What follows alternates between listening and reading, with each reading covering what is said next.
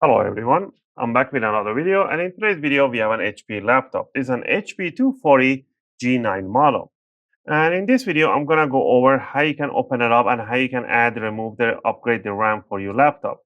And lots of questions I keep getting from the people that they say, okay, in the task manager it says 2 out of 2, 1 out of 2 DIMM slots available.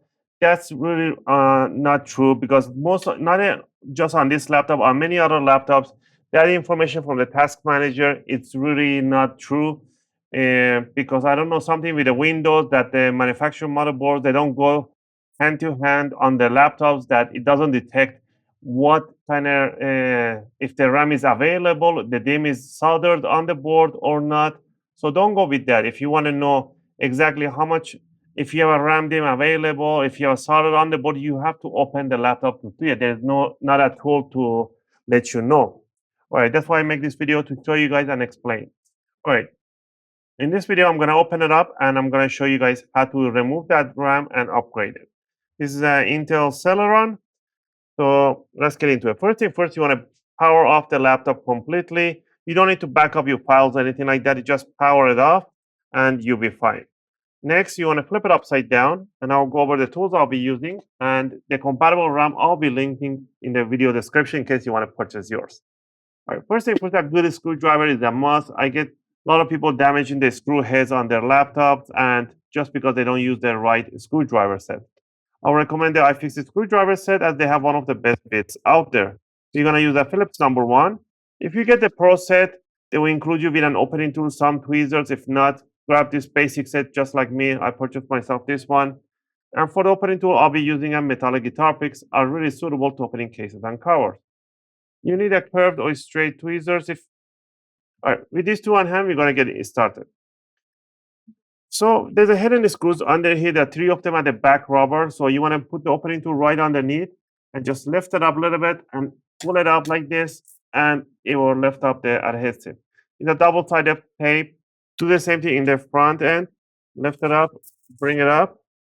You don't have to go all the way. There's only 1 screw in here. I'm going to put it like this. And now there are 2 types of screws, the short one and the long one. The short ones are the exposed screws in front of the laptop, this one and this one right here. Keep this one in a separate pile. And the long ones are the rest of the screws. Go ahead and remove all of them. Also, if you guys like my videos, if you find my videos helpful and helping you guys out, you can support the channel by clicking that like and subscribe. I'll greatly appreciate it. It helps and motivates me to make more videos, take requests, and answer your questions in a comment video. All right. Once we remove all the screws, what you need to do, open up the laptop a little bit. Now you want to stick the opening tool between the palm rest and the bottom cover, just like that, about 1 or 2 millimeters. And we just want to twist it, and you want to hear those click sounds. That's what you want to hear. Those are the clips are getting loose. So that's normal. Work all the way around to the back corner, to the left and right side. You don't need to go to the back side, only left and right. And there we go. Once you got it done, on the sides, you want to lift up from the front, wiggle around, lift it up, and it will release the bottom cover. There we have. All right, right over here we can see there's only 1 RAM DIMM available. The second DIMM is not even soldered on the board. All right, so you can get a DIMMs, buy your DIMM and solder it on the board. It's you need a heat gun. You have to demount the motherboard, stuff like that. Or you simply can upgrade this one. This is an 8 gig DDR4 3200. And to remove the RAM, you do not need to disconnect the battery at all. It's absolutely not necessary. You can do this without it. But if you want to disconnect the battery, you have to remove 1, 2, 3, 4 screws and lift up the battery. But if you disconnect the battery, the BIOS, the CMOS will get reset to default, because there's not a dedicated BIOS battery. So as long as you don't drop any metal stuff on it, it's fine to work. Right. To remove the RAM, you want to put your fingers on these 2 triggers and you want to pull them away from each other, and the RAM will come out in 45-degree angle. And all you need to do, grab it in a 45-degree angle and pull it back towards yourself in a 45-degree angle.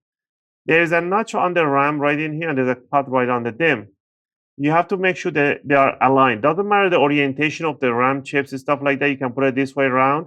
It will not go through. But if you had a DIMM in here, you have to put it upside down and it will work just fine. Let's say you can grab a 16 gig module. It's an 8 gig. You can grab a 16 DIMM module and you can bring it down in a 45-degree angle. 13 on the pen, be careful. And you want to bring it down in 45-degree inside the connector. And once you're in there, you want to press it towards the motherboard and you want to see these two triggers open and close softly, just like that. That's what you want to hear. If you don't put it all the way in, you put it halfway through, it's really impossible to push it down and it will not close. Make sure you always even clean the pins, make sure there's no dirt on them. Just push them down all the way in there and then towards the motherboard, and they will do a soft clicking and will stay straight.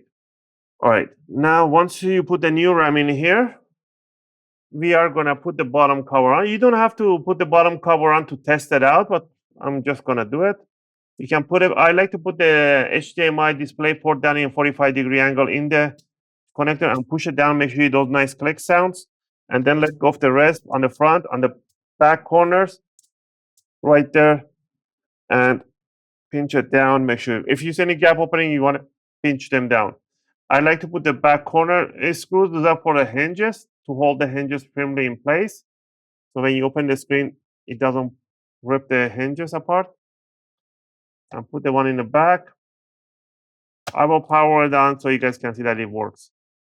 We have upgraded this laptop to a 16 gig with no problem, and it works just fine for our clients all the time.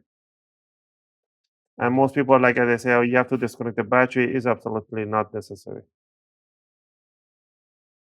Right. Let's put this rubber thing over the back one here.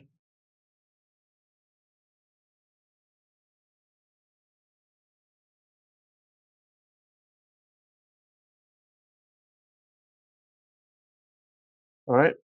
Next, you want to open it up.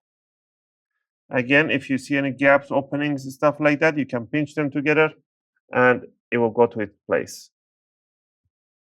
All right. Now we have it open and we're going to power it on and it should load up the screen. I'm going to press F10 to go to the BIOS. It's just loading up the Windows. And pretty much this is it. And this is how you can upgrade or remove your RAM for your HP 240G9 model.